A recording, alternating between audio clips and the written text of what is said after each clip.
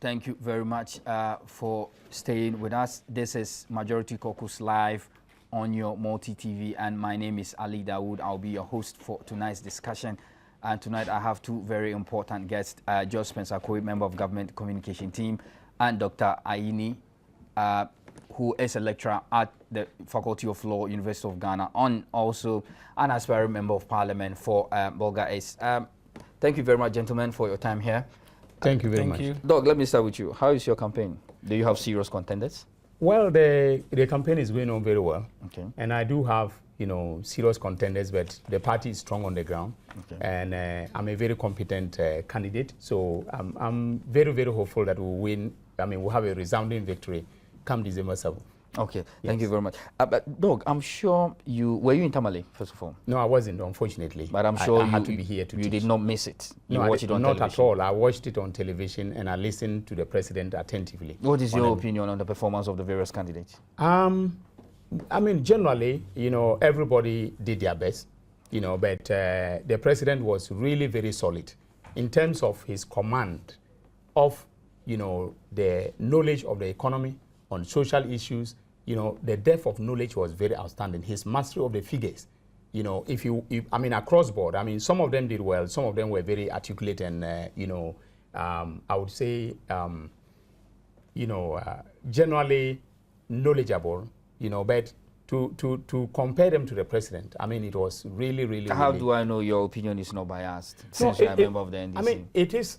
It was very obvious that the president was solid on every aspect of every question that they asked him.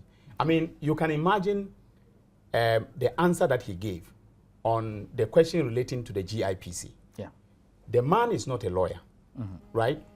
But he knew what were the requirements of the GIPC law, all right, on every aspect of that question, to the extent of even citing the ECOWAS protocols relating to the treatment of foreigners when they want to trade in your economy, in your market.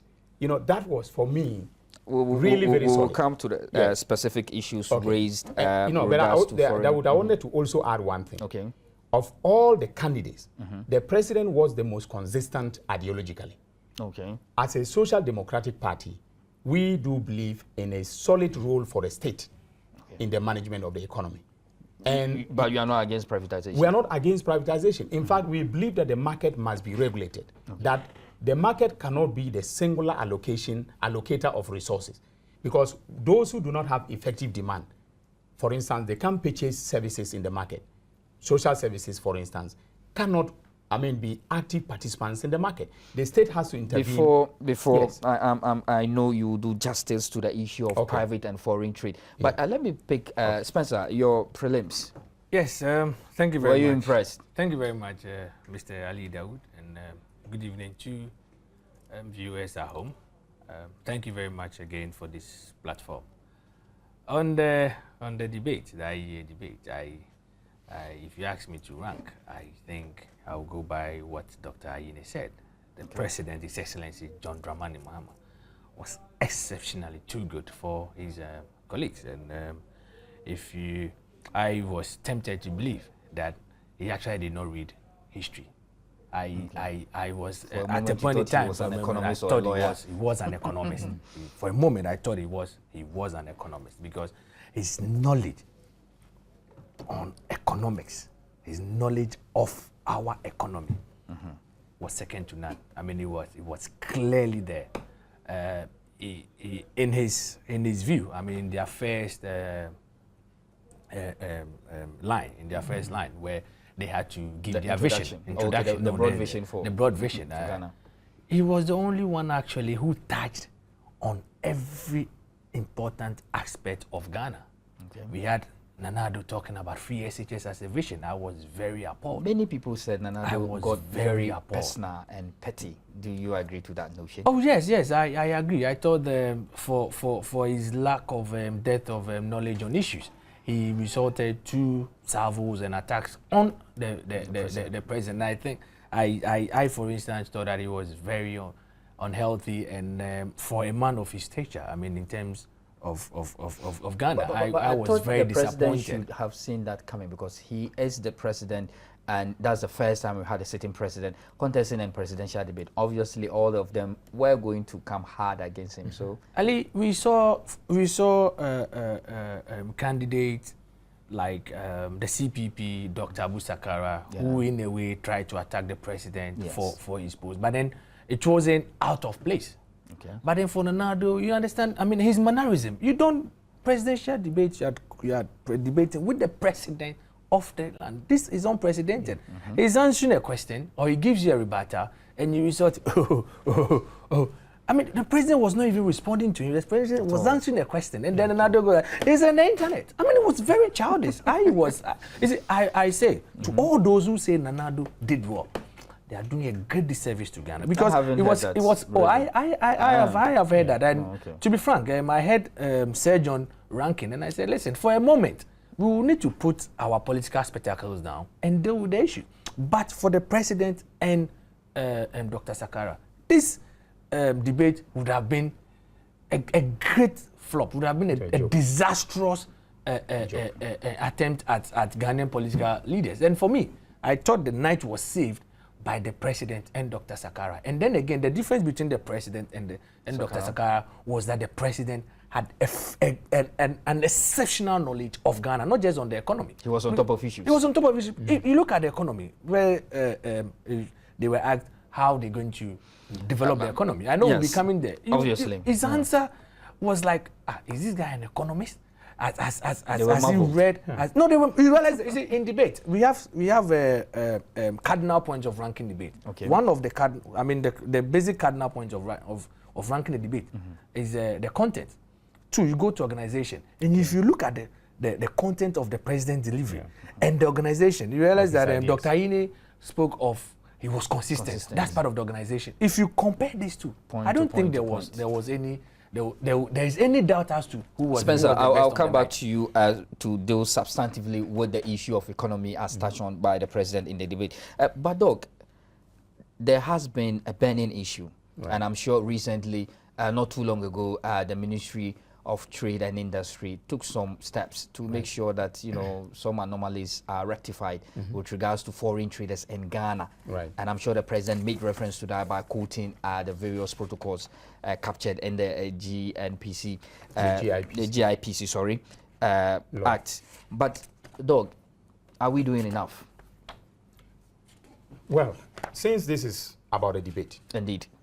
I think it is important, first of all, to start with what the president said and what the other candidates said. First of all, the question was, how will you deal with the burning issue of foreign traders or foreigners trading, in our markets, right?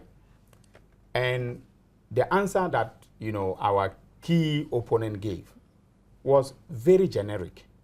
It was, to the effect that, look, I, as president of the republic, as chief executive, I am the one supposed to take care of law and order.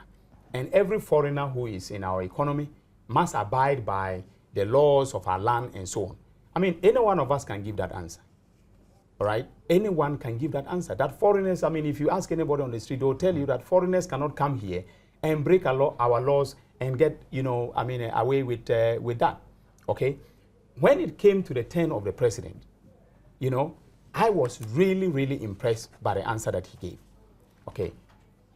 He did not only take, the position that it was consistent with the GIPC Act, but also drew attention to the fact that the country has got international treaty commitments that must be met.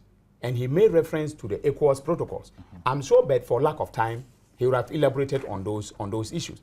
Now, as far as the GIPC issue is concerned, the Minister of Trade and Industry that is in charge, of the sector, together with the various stakeholders, took steps in order to be able to, address the issues that were of concern to the local traders, who felt that the foreigners were taking over the market, and that they were not entitled to do so. As the president said, there is a set of, requirements that have to be met.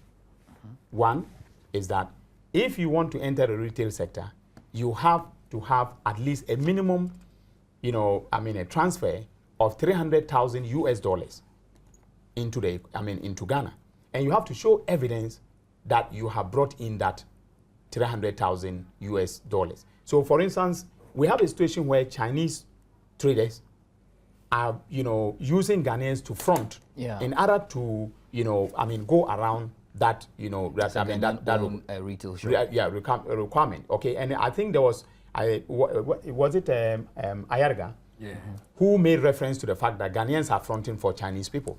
The president made reference to the fact that where someone does not comply with this requirement, where the person doesn't have an immigration, a legal status as, as far as the Ghana Immigration Service is concerned, okay, where, for instance, the person is not employing the minimum number of workers that he's supposed to employ and so on and so forth, as required under the law, okay, they are not in compliance. However, his reference to the ECOWAS protocols was very significant. Okay. The reason is simply because under ECOWAS, we have what is known as the Protocol on Free Movement of Persons, Goods, and Services, and the Right of Establishment, which requires that you treat ECOWAS nationals in like manner as you treat your own nationals. Right? We can go into the details if that is necessary, but the president's reference was to send a signal to all the persons who are crying, against the presence of Nigerians, that we may need to take a second look at how we address the issue as far as the ECOWAS nationals is concerned. So it was a subtle, so the Chinese reference. And the Nigerians must be treated differently. They are not treated. They should be treated differently because Chinese people are not ECOWAS citizens, right? Whereas Nigerians are ECOWAS citizens, and by reason of our treaty commitments, we have to treat the Nigerians, the Nigerian traders differently, So I think that the president did, adequate justice to the issue of the traders. And as far as the measures that he said have been put in place are concerned, I think that, as at now, we've done enough to be able to at least assure the Ghanaian traders that this sector, the retail sector, is not going to be given over to foreigners. Okay, but I'll come back to you, so we'll see how this interlinked with the foreign policy. I'm sure that they did not put that question really to the various candidates. That is true, yes. But I'm sure it will come up in the subsequent debate. But Spencer, the economy. Great. The president said 14.7, and also that minus oil.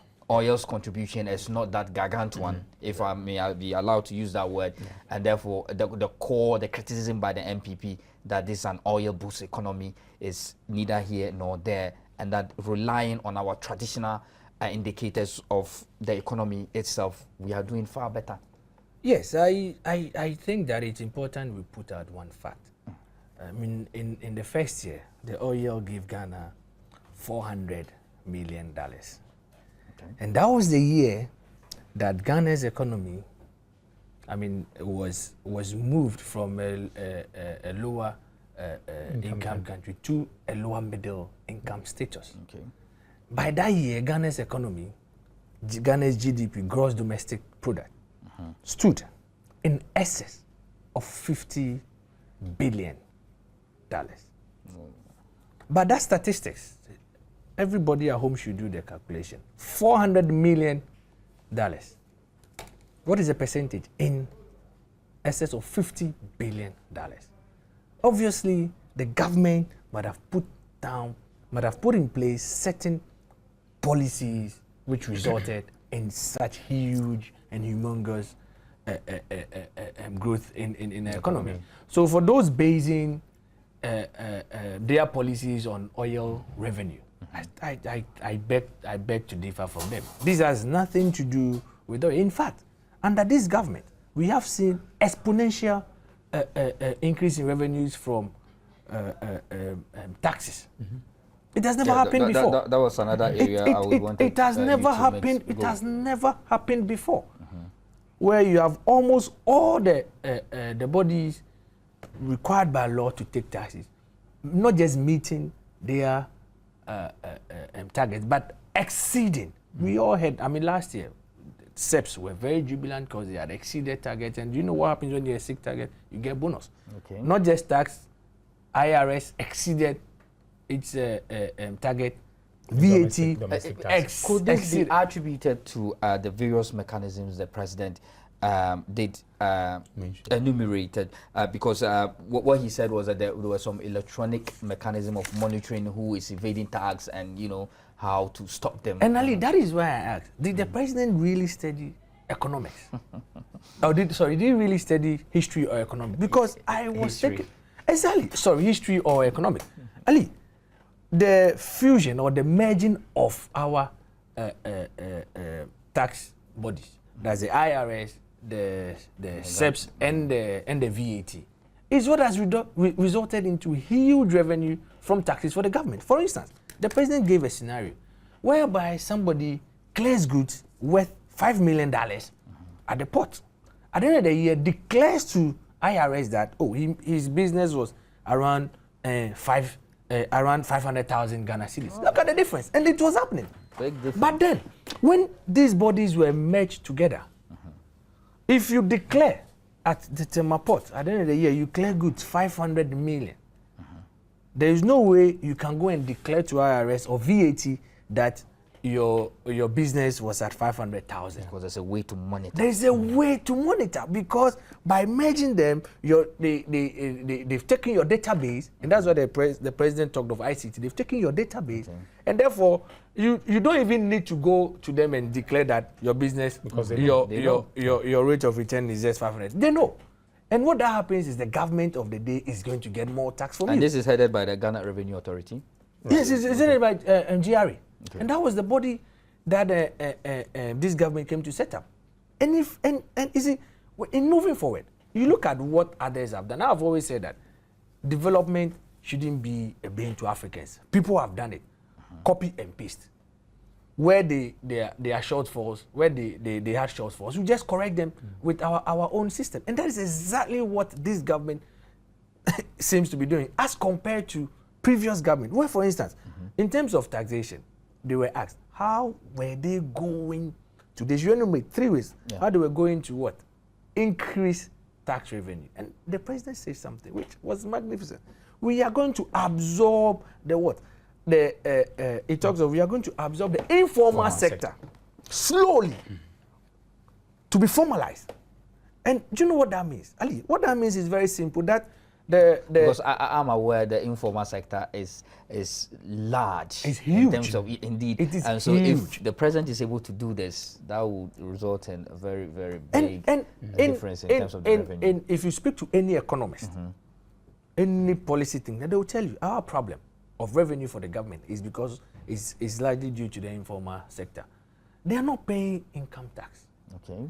So if they are going to be regulated, and it's not just that they are going to give government money, but then these people are going to have good pension. That after working, they will know that when they get to 60, they will also have some money coming back to them as pension. These are people who will be on national database, that they do not need to go somewhere, for instance, in expanding business, go to a loan shark somewhere and say, give me money, and then they'll be charging interest of 10%. So obviously, in your view, the president, when he mentioned direct and indirect tax contribution and all that, clearly it shows that this is a president that was prepared for a serious debate. And it means that what happened to Akufo-Addo? What was he doing? Not just prepared for a serious, it also shows that his depth of, it doesn't show his depth of knowledge. It shows that the president first had a first-hand information on the problems we are facing. That is very important, because if you do not understand the problem, how then do you solve it? It was clear in Nana Addo's remarks that he did not know the problem. As at now, nobody can tell me how Nana Addo said he was going to increase tax. I don't remember. He talked about his running mate when he becomes what? The vice president. In the unlikely event that he becomes the vice president. Most unlikely event that his running mate, Dr. Bawumia, becomes the vice president. Yes. He's an accomplished economist. You are the boss. You are the leader. You are the president. What are you doing? Again, one thing, when they talked about the creation of jobs, they were asked to give 3 interventions. How they were going to solve unemployment. Out of the 4, only the president gave 3. The president talked of skill set for work. If I talk of skill set, education, training, vocational skills. It comes to skill set for work. Then the president talk about growing the economy, maintaining a certain pace to create sustainable jobs. Then he comes to talk about entrepreneurship. He was the only person who spoke about entrepreneurship when he started talking about the Jobs Enterprise Program. You go to Nanado, who talks about he's going to create labor-intensive jobs, and then he comes back to tell us again that he's going to build schools and pavement, and then this is not labor-intensive. That is one. It talks about afforestation. Afforestation is labor-intensive. That's a clear contradiction. It's superfluous. Oh, okay. I mean, it's it lacks superfluous. any foundation. It's just like his answer on the NHIS where he goes around and Kojo has to remind him that no, we said three. We just talked about NHIS. You understand? It's superfluous. So we are saying, I mean, we need to hand this economy to somebody who understands the problem in the economy, and it was clear. It was clear that there was only one person. Spencer, obviously, I'll come back to you. We are not done with the economy. But, Doug, yes, the president made mention of the 10 million Ghana cedi as a seed capital fund for, youth that are out of school, that, if perhaps to enhance their innovative skills, they could, benefit from some of this and start their own businesses and all. So, in tying this with the trading sector of our economy, is it feasible?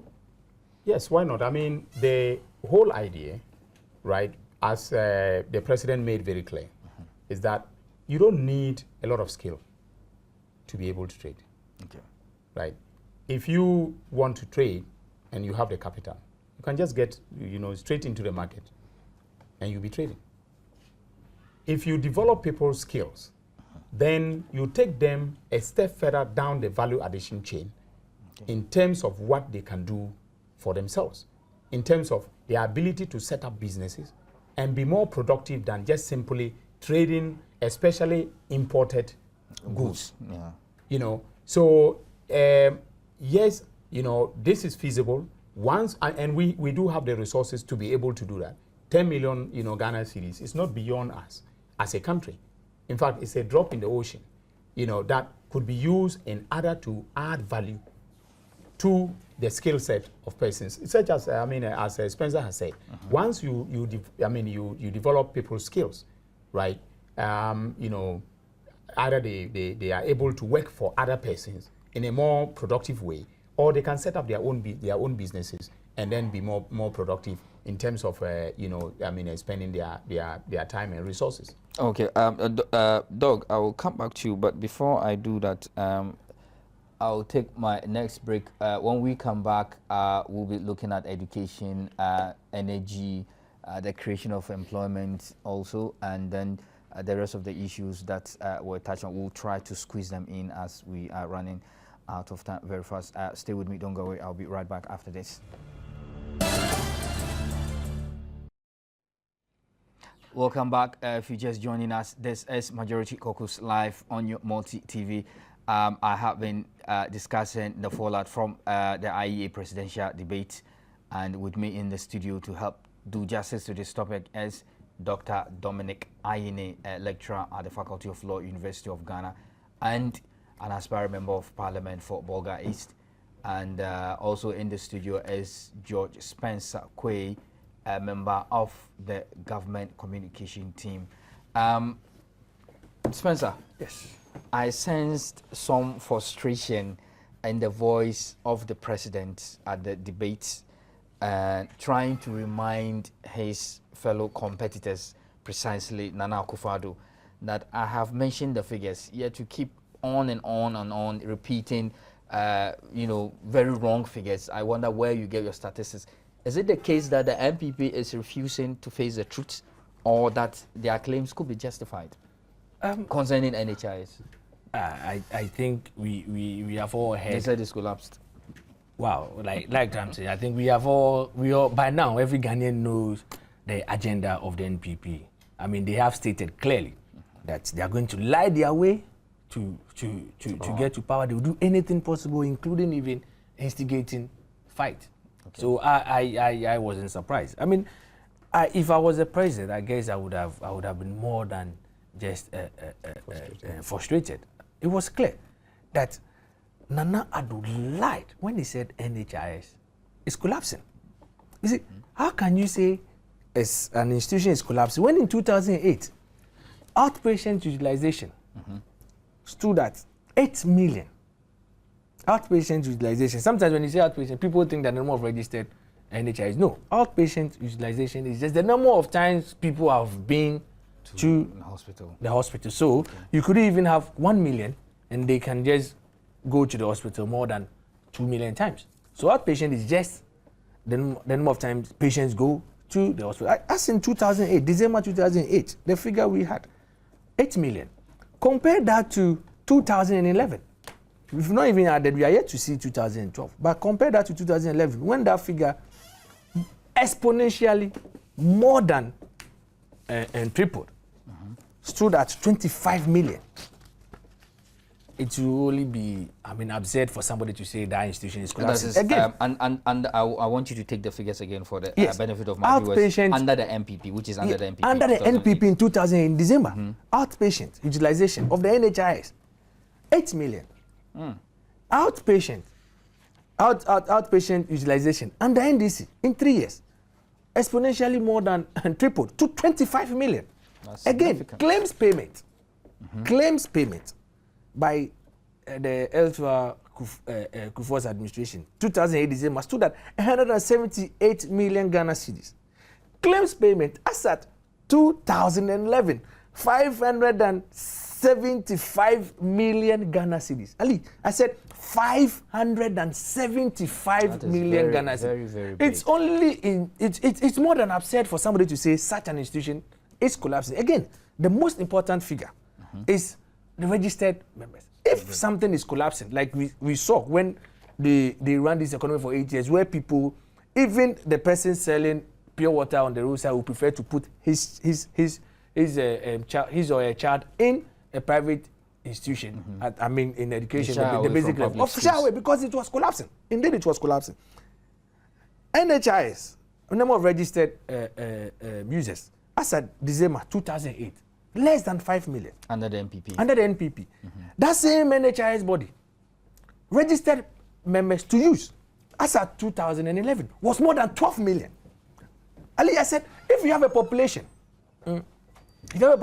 of around 20 million there, and then you have more than 12 million as at December 2011. Juxtapose that against 3 years ago when they had But Spencer, less than 4 the million. counter argument from your opponent has been that if these figures are so encouraging and impressive, what prevents the NDC government from implementing the one-time premium that they promised? I think you have to know there is a challenge there, because the NHIS is an institution. Okay. We went through Parliament, and then we started having the health insurance scheme. If you want to change anything about it, it has to go through the same process. Okay. We only had parliamentary approval on somewhere, I think, early part in October, I think around 12 or 13th October. Late So September. parliamentary bureaucracy was key. Exactly, it was key. And then members of the NPP themselves were against it, because they knew that when the NDC government indeed establishes the one-time premium, it was going to affect their electoral fortunes. So they were against it. They kicked against it in 2008. Do you think they will change their stance now? I've also heard some damaging reports that the auditing going on so far about the claims in this NHI's business has been fraught with a lot of fraudulent activities. Exactly. And that is what often caused the delay of the implementation of the Exactly. And Ali, that's why I said, if indeed the institution is collapsing, will people milk their way through? It means it is. Will people milk their way through? I heard Nanado talking about we left the NPP, we left the NHIS with money, and today it's in red. If NHIS is in red, we would have had numerous deaths. Again, one important key factor to determine whether NHIS is collapsing or not. We should look at our MDG on child mortality. Okay. We have met it. We met it way before the time. They were struggling to meet it. Kufuor was struggling to meet it. You mean the Millennium Development? The Millennium Development Goals Okay. on child mortality. Okay. And today, as well, under Kufuor, under Kufuor era, the average age of Ghana went to it was just around 50, was it 54? Today, when you are born in Ghana, you know at least you can live over 65 and you enjoy at least 5 year pension. See the good work of so the if you are working, you've been paying your pension premium, and you don't live to enjoy. What have you done? Yeah, perhaps you may want to touch on the fact that the NDC also has said that they have, resurrected and rehabilitated some hospitals that has increased the utilization. I mean, and people having access to hospitals. And I think Ghanaians, we must sometimes put our political colors down and let's deal with issues. 2000 in NPP's manifesto, we are going to rehabilitate the Tamale Hospital. Did they do it? They came back to tell us the same thing in 2004, and then in 2008 they said the same thing. Even the Tamale Hospital is now no more just a hospital; it is a teaching hospital. Just like and then when they Parliament. talk about we sending people to train doctors outside when we could be training them here, do you know that some years back at the NPP? I would want to come back to that topic because I have a very important question to ask. Concerning the Cuban trained student. It is very important. But I need Doctor. Sure. Spencer, I'll come back to you shortly before we Doc. Yes. The aspect of education, clearly you could see from the standpoint of the PNC, I'm talking about Hassan Ayarga. He thinks, in fact, largely agrees with the president, the policy of the NDC, that the foundation is very key. We need to establish a solid foundation before we could take off. And therefore, he does not think we are at the point where we can promise Ghanaians a free SHS. Doug, do we go with this or we should listen to the MPP? Well, look, I am surprised that the MPP is making so much capital out of this issue, right? When the Constitution, 1992, our current Constitution came into force on the 7th of January, 1993, okay? We had enshrined in the Constitution certain fundamental rights and freedoms, including social and economic rights. Education is one of those rights. Under Article 25 of the Constitution, we made very clear what is our national constitutional obligation towards education. And we said that as far as, primary or basic education is concerned, right, it shall be free, compulsory, and universal. Okay, that is what is known as the FQ program. Yeah. And in fact, there was a constitutional timeline of 10 years for the realization of the FQ program, which both NDC 1 and 2, as well as MPP 1 and 2, tried to implement. Okay. As we stand today, okay, basic education is not free, neither is it compulsory or universal. Okay. All right. So having not attained that constitutional goal, all right, I think that it is premature for anyone to argue that we will jump over the FQ program and then provide, free secondary education. You are putting the cart before the horse. I mean, this is an obvious illogicality, and I don't know why people are buying into it, okay? Because if you look at secondary education, the provisions on secondary education, there is emphasis on the progressive realization of free education. Okay. In other words, secondary education is subject to availability of resources and of resources and accessibility, which means that they are programmatic in nature.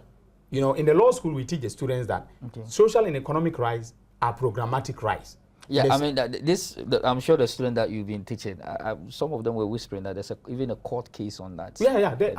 I'm coming to that. That is the case of, Federation of Youth Associations of Ghana, FEGDA, versus Public Universities of Ghana and others. Good. That is a case in which the Federation went to court to say that the introduction of fees at the tertiary, at the university, in the public universities, was a retrogressive enforcement of or realization of the right to free education. Okay, basically saying that we were rolling back, instead of progressively making education free, we're actually introducing fees that made it not free. Okay, and the Supreme Court, disagreed with them. and said the Constitution under Article 25 has provided that this must be made progressively free. Okay, which means that the government has to come up with a program that, you know, shows that, you know, it is making, you know, a progress towards making education at that level progressively free. It doesn't mean that, you know, at once the government can be commanded to provide free education at the tertiary level. The same Article 25 provides for the right to secondary education and provides that it has to be also made progressively free. Yeah, Doug, I will take my final break, but when I come back, I would want you to continue with the issue of resources as a key condition precedent before you could make any such promises regarding free SHS. Okay. Stay with me. I will be right back. Thank you for joining us. This is Majority Caucus live on your multi-TV. We are still discussing some fallout from the IEA Presidential debate. I now invite you to join in the discussion on 0302 211-70124. I take that again, 0302 211-70124. Yeah, Doug, we were dealing about the education, the issue of resources. Right. Tuition is already free, yet you keep listening to the MPP saying we are going to make tuition free. What is this? That is where I think that there must be a critical, you know, mass of voices to tell the MPP and his presidential candidate that this is gross deception. Because if you have a situation where tuition, as we speak now, is free, textbooks are free, and that is the basis, in fact, the substantive content of Nana Akufo-Addo's free HSS, promise, then we have to have a critical mass of voices calling him to order. He should come and tell us. Okay. Besides, Doug, hold on. I have to take this call. I have Masood. Hello, Masood. Good evening. Good evening, Masood, and welcome to the show. I'm Masood calling from Seville. Go ahead, Masood. Thank you for the job. I'm an NDC, and I worry about certain things. Why is it that anytime we don't concede of our own manifesto, what we are going to deliver for Ghanaians, and keep attacking the opposition?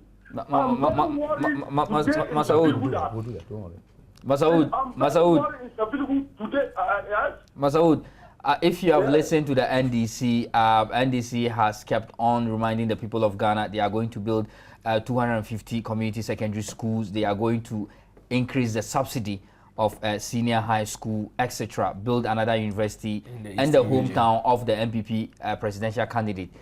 Many other promises were made. So I do not think that it's just a mere attack. Thank you very much. Thank you very much, Masood. I have Inusa from Bolga. Hello, Inusa. Yeah. Good evening, my brother. Good evening, and welcome to the show. Thank you very much. You see, it's good. You see, everybody is crying in this country. For what? Just for him to come and make sure that the good thing that the people of this country will get. And looking at the manifesto of the Constitution of the Republic, 1992, we were being told that people from the station, the market, the Kaya and whatever, station boys were being put together to write the Constitution of 1992. But yet, in that Constitution says that we should get free education in 10 years. My brother, NDC was in power for 8 years, MPP came for 8 years. We are in another 4 years of NDC. Yet, we didn't hear of this free education.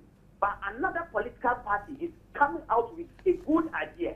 And yet we hear people from the NDC side speaking against it. I'm sure, hello, I'm sure if you listen to my panelists, you would have realized that they have given a content analysis per the Constitution and the stepwise procedure to adopt and achieving this free education. So, yeah, I'll take my final call from Razak. Hello, Razak.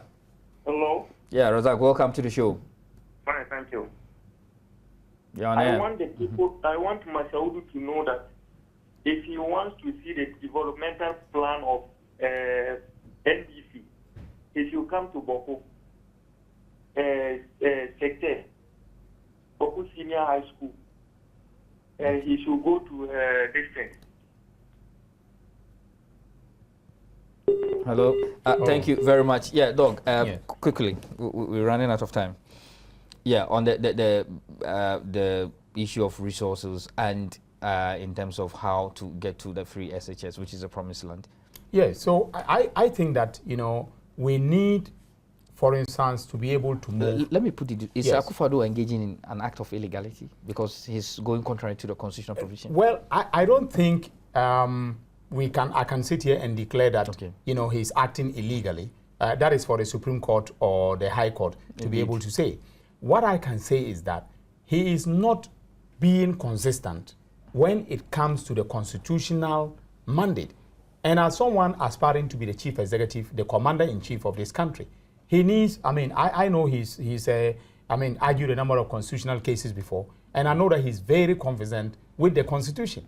He's just trying to score, political points, with this, what I will call a deceitful, policy. Because when you are quizzed about the content, and you start mentioning things like free tuition and free textbooks and so on, things that are already free now, okay, then you are not being truthful with the people of Ghana. And that is besides the point that he's still having serious problems with the cost, which is very key component of the promise. Yeah, Spencer, there has been a rumor, I think being championed by the AFAG, that there's a cabinet memo that they have cited. I haven't seen it. Many Ghanaians are still searching for this so-called memo. Now the president had, instead of 5,000, he said instead of 50,000, he said 5,000. And that they accuse him of the rest of the 45,000. I think this is an insult. The Cuban scholarship. This is an insult when we all know AFAG, who could even take computers, produce some invoice, and quickly show it to the world that this institution, this Chinese institution is supporting government. I have no doubt in my mind that if today indeed any NPP member had that memo, they would have put it out in less than a second. So there's no such memo. It is a lie, and I think that Nana Addo lied to Ghanaians when he's. How can you go into a debate and say your source is internet? Which source is internet? When the president is right by your side. When the president is right by your side, giving the accurate figures. How can you say no? But even which source is internet? Why is on the internet? Which source is internet? You need to come clean. It's too generic. I think this issue about lies in which they outline in the Kabu tape that we are going to attack states, we are going to say things whether they are true or not to win a cycle wave. Now I'm getting scared. Now I'm getting worried because they are putting it into practice, and it's part of the order with their machinations. I think it's about time now they are seriously dealt with, because for AFAG yesterday to issue a statement saying the president must come clean. The president must come clean on what? Has already come clean. He has already come clean. And at the IEA debate, at the IEA account, Akufo-Addo lied to Ghanaians by saying that after the Second World War, in somewhere in the 1970s, Japan spent 21.3% of its GDP on education. Japan spent 21.3% on education. Does he even understand the meaning of GDP? How much is government's control of GDP for Japan to say? The total government control. How much did Japan spend? 1970. Japan spent less than 3.2%, less than that. It was 3.1 something percent. Because the government control of GDP itself. Let me explain GDP. GDP, the gross domestic product, Ali, is at a particular point in time, is the total value of goods and services of that country. So even as we sit here, those who call the cost of the including core, foreigners operating in Ghana. For the cost of the core that came in, is part of the GDP. Does government control that? No country, even the communist and most socialist countries in this world do not even control more than 50%. So if you spend 21.3%, as at now, statistically in the world, DESA, that's the United Nations Organization, which is a think tank for the United Nations on education and stuff. DESA, and education and economics. DESA's report, as at now, no country has even spent more than 9% of its GDP on education. He lied to Ghanaians. How much is Ghana doing in terms of percentage? Ghana, we are among the highest. We are somewhere around them. As at 2011, we spend 5.6%. Okay. And as the president indicated, we are going to spend more. Meaning we are going to hit the 6 to 7%, where the highest. And you talk about that's the likes of the Cuba. We are somewhere just where the likes of the most advanced countries like the US and the UK and Spain are. We are there with them competitively. We are competing. And then again, do you know why we are there? Because we are building schools, we are eliminating schools under trees. We hear NPP say, oh, but you can sit under tree and become a lawyer. Then why did Nanado's father flew him out of the country abroad to go and learn? Indeed, at that time, education was free in Ghana because he wanted, his dad wanted him to have something. Your final comment, just in 30 seconds. No, I think that the IEA debate was, a landmark event in the, development of our democracy. A sitting president, taking part in the debate and taking the lead and showing his leadership skills in terms of his knowledge and command of the issues that affect this country and its people. I think that it was really, really, really a great, thing to watch, and I'm proud to be a Ghanaian. Okay, and I'm also proud to host you, gentlemen, tonight on my show. Thank you very much for making time to join me. On that note, we end tonight's discussion, but make a date with me next week, Tuesday, when I come your way with another interesting in-studio discussion. Till then, stay blessed and be good. Bye-bye.